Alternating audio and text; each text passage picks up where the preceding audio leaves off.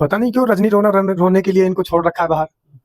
जिस तरीके से ये बार बार रजनी रो रहे हैं, तो इस तरीके का रोना इनको रोने के लिए छोड़ क्यों रखा है? जब इनकी गलती है और वो साबित हो चुकी है और केस दर्ज हो चुका है, तो फिर इनको सलाखों के पीछे क्यों नहीं डाल दिया जा रहा है? शायद केस की वजह से ही माफी चल रही है लगातार। जाहिर सी बात है, जब तक इन्हें पता नहीं था तब तक तो ये बड़े शेर बनकर दहाड़ रहे थे। तब तक तो ये बता रहे थे कि जो इनकी बेटी को और इनकी बहन को और इनकी पता नहीं किस किस को, तो आतंकवादियों की बहन बताने वाला हमारे देश की सेना को आखिर बाहर घूम क्यों रहा है? सबसे बड़ा सवाल ये उठता है। और सवाल ये अब उस पर नहीं है विजय शाह पे, सवाल ये हमारे देश के कानून पर है। नमस्कार, स्वागत है आपका। मेरा नाम है विपिन विभाग, मेरे साथ मेरे सहयोगी सादाब रिजवी। धन्यवाद जी विभाग जी। कर्नल सोफिया कुरैशी पर विवादित बयान देने वाले मध्य प्रदेश के मंत्री विजय शाह ने फिर माफी मांगी है। उन्होंने शुक्रवार को कहा कि पिछले दिनों पहलगांव में हुए जघन्य हत्याकांड में मैं मन से बहुत दुखी और विचलित हूँ। मेरा राष्ट्र के प्रति अपार प्रेम और भारतीय सेना के प्रति आदर और सम्मान हमेशा रहा है। जनजातीय कार्य एवं लोक परिसंपत्ति प्रबंधन मंत्री विजय शाह ने कहा है कि मेरे द्वारा कहे गए शब्दों से समुदाय, धर्म, देशवासियों को दुख पहुंचा है। यह मेरी भाषाई भूल थी। उन्होंने कहा कि मेरा आशय किसी भी धर्म, जाति एवं समुदाय को ठेस पहुंचाने, आहत करने का बिल्कुल नहीं था। मैं भूलवश अपने द्वारा कहे गए शब्दों के लिए पूरी भारतीय सेना से, बहन कर्नल सोफिया से एवं समस्त देशवासियों से पूरी तरह से क्षमा प्रार्थी हूँ और पुनः हाथ जोड़कर माफी मांगता हूँ।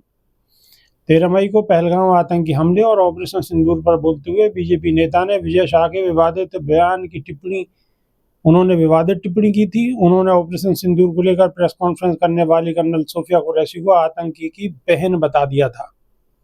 अब माफी मांग रहे हैं, लगातार दूसरी और तीसरी बार माफी मांग रहे हैं, लेकिन फिर भी सवाल जो का त्यों है। सादाब रिजवी, क्या कहेंगे? पता नहीं क्यों रजनी रोने के लिए इनको छोड़ रखा है बाहर।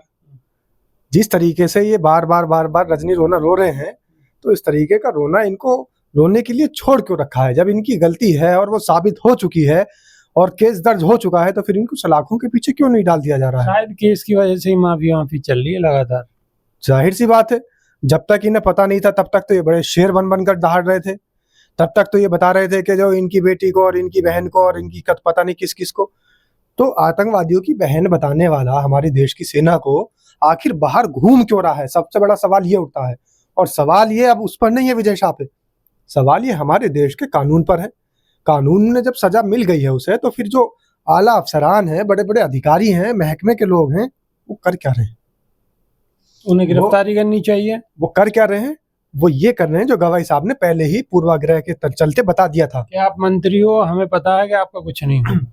अब कोई अगर उनको गिरफ्तार करने पहुंचेगा, इंस्पेक्टर रैंक का अधिकारी भी अगर कोई पहुंचेगा, तो उसे भी डर है कि कहीं उसका तबादला ना हो जाए, लाइन हाजिर ना हो जाए, या तत्काल प्रभाव से इसे निलंबित ना कर दिया जाए।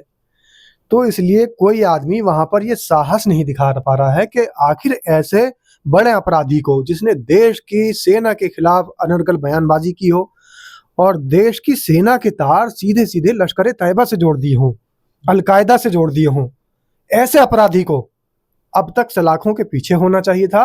अब वो अपराधी बार बार अपना रजनी रोना लोगों के सामने रख रहा है, तो इस रोने से तो काम चलने वाला नहीं है।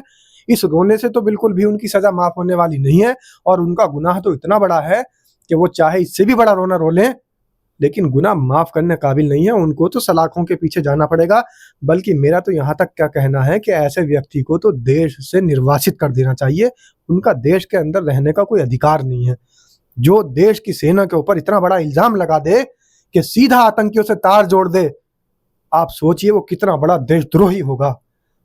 मंत्री हैं, इससे कोई फर्क नहीं पड़ता, लेकिन उनकी सोच क्या है? उनकी सोच ये है कि हमारे देश की सेना, जिसे लोग शौर्य से नमस्कार करते हैं, शौर्य से सैल्यूट मारते हैं, देश की सेना के शौर्य को सैल्यूट करते हैं, देश के स्वाभिमान की सेना को हमेशा उनके सामने नतमस्तक रहते हैं, तो ऐसे लोग जो सेना को किसी और के सामने नतमस्तक कर रहे हो, ऐसे लोग जो सेना के तार सीधे सीधे आतंकवाद से जोड़ रहे हो, सेना के रिश्ते आतंकवाद से जोड़ रहे हो, तो ऐसे रिश्तेदार बताने वाले, आतंकवादियों के रिश्तेदार सेना के बताने वाले, सेना की बेटियों को बताने वाले लोगों को तो इस देश के अंदर रहने का भी अधिकार नहीं देना चाहिए। बल्कि उनको तो सीधा सीधा उनके रिश्तेदारों के ही हवाले कर देना चाहिए, जिनका नाम उनकी जुबान पर बार बार आता है कि वो देश की सेना की बेटी का भी रिश्ता उनसे जोड़ देते हैं। असली रिश्तेदार इनकी यही है, तो विजय शाह को तो उन्हीं के हवाले कर देना चाहिए। बिल्कुल हवाले कर देना चाहिए, और ऐसे संवैधानिक पद पे बने रहने का कोई उन्हें अधिकार नहीं है। और सबसे पहले और बेबाक जी, शर्म से डूब मरना चाहिए भारतीय जनता पार्टी के शीर्ष नेतृत्व को कि इतने बड़े अपराधी को अभी तक पार्टी में रख रखा, सदस्यता भी नहीं खत्म की। सादा रिजवी एक और भी तो बात है कि अगर उन्हें माफी मांगनी है तो सबसे पहले तो वो त्याग पत्र दें अपने पद से, और उसके बाद में माफी मांगे हैं। अब आप संवैधानिक पद पर बने हुए हैं और माफी मांग रहे हैं, तो आप अपना पद छोड़ना नहीं चाह रहे हैं, तो कहीं ना कहीं आपके मन में खोट है, लालच है, और ये सिर्फ दिखावा है। अगर देश के मुखिया प्रधान सेवक के खिलाफ अगर कोई सही बात कह दे तो उस पर तो तुरंत देशद्रोह का मुकदमा, और उसकी जो है खबर लेने के लिए शासन प्रशासन पूरी तरह से मुस्तैद रहता है। आप देखिए प्रोफेसर अली खान के साथ में क्या किया। अली खान महमूदाबाद की गलती क्या है? सच की आवाज उठा रहे हैं। और अली खान महमूदाबाद कोई एक छोटा नाम नहीं है। अली खान महमूदाबाद क्रांतिकारियों के घर से जन्मा एक बालक था, और क्रांतिकारी उनके घर के अंदर, उनके खून के अंदर स्वतंत्रता संग्राम का, सेनानियों का खून बहा है। तो अगर वो कोई व्यक्ति अगर हमारे देश के प्रधानमंत्री के खिलाफ या देश की नीतियों के जो गलत नीतियां हैं उनके खिलाफ आवाज उठा दे तो उसे सलाखों के पीछे डालने में देर नहीं लगती। लेकिन एक व्यक्ति भारतीय जनता पार्टी का अगर है तो वो देश की सेना का सीधे सीधे तार आतंकवाद से जोड़ दे, देश की सेना के ऑपरेशन सिंदूर को लीड करने वाली नेता का रिश्तेदार आतंकवादियों को बता दे, उस पर कोई कार्रवाई नहीं होती। तो इसका मतलब सीधा और साफ है कि भारतीय जनता पार्टी ने इस तरीके के गुंडे पाल रखे हैं जो देश की सेना के शौर्य को नीचा दिखाना चाहते हैं, देश की सेना का स्वाभिमान गिराना चाहते हैं, और देश की सेना की बेटियों का और हमारे देश की बहु बेटियों को बेइज्जत करना चाहते हैं।